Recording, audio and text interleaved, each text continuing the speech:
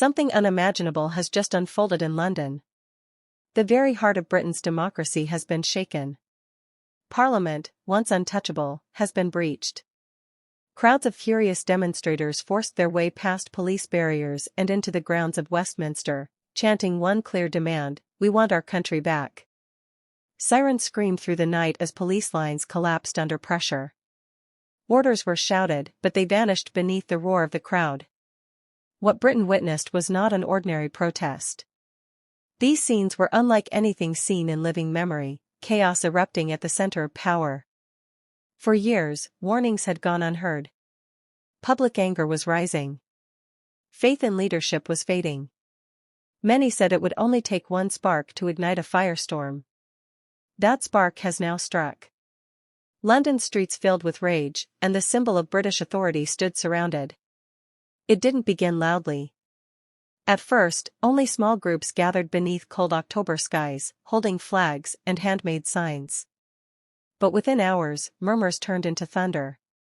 Chants echoed down Whitehall, growing stronger with every minute. Calls for resignations mixed with cries of betrayal. People arrived from across the country: drivers, students, veterans, pensioners, all united by one message: enough. Police initially stood firm, shoulder to shoulder in high-visibility jackets. Their faces showed no emotion, but the tension was unbearable. The kind of silence that signals disaster. Reporters sensed unrest, but this was far more than unrest. It was fury exploding. Then everything changed. A sudden push. The crash of metal. Barricades shook and fell. The gates separating the public from Parliament gave way. Disorder spread instantly. Officers stumbled back. A flare lit the sky red. Radio screamed for reinforcements as shields hit the pavement.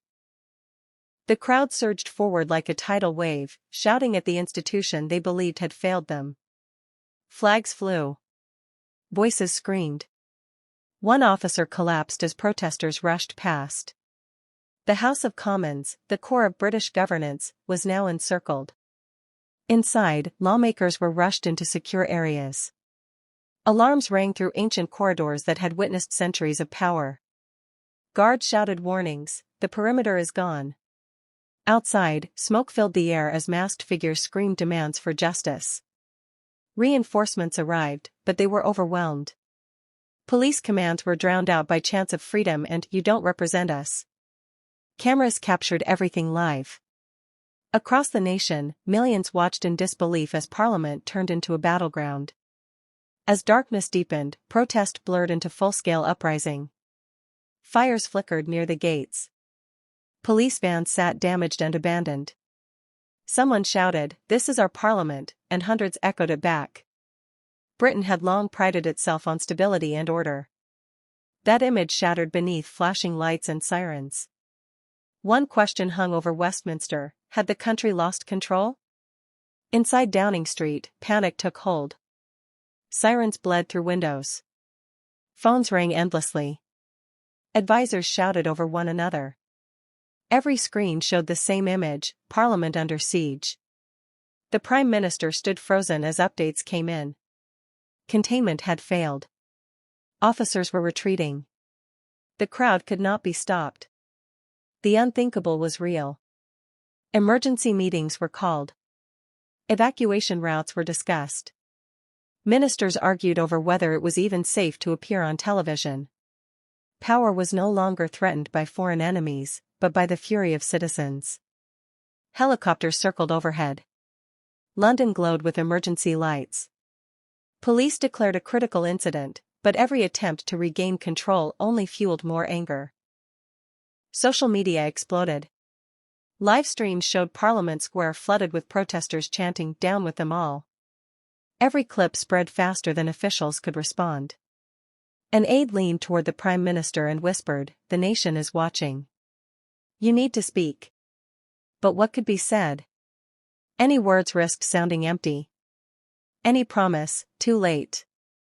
Another update arrived: protesters had reached St. Stephen's entrance. The room went silent. Advisors urged emergency powers, troops, curfews, drastic measures.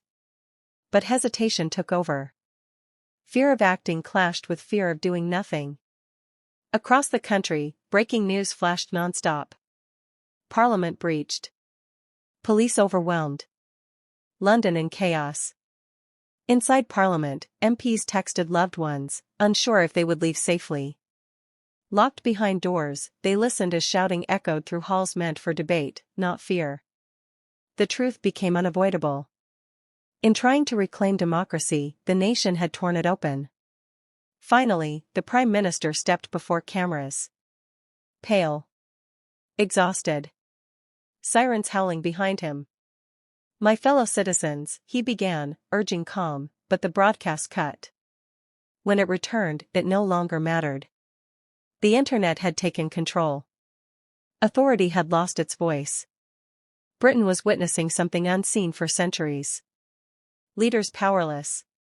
Institutions exposed. Citizens unstoppable. As the world watched, shock spread.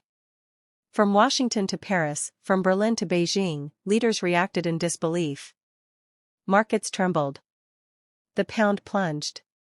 Analysts warned of financial disaster if unrest continued. Foreign media mocked. Rivals celebrated. Allies worried. Ordinary people everywhere asked the same chilling question: could this happen here too? Hashtags surged. Clips went viral. Commentators called it a historic reckoning. Some compared it to other famous uprisings. Others said it was deeper, not a riot, but the release of years of frustration. By morning, governments shifted from shock to strategy.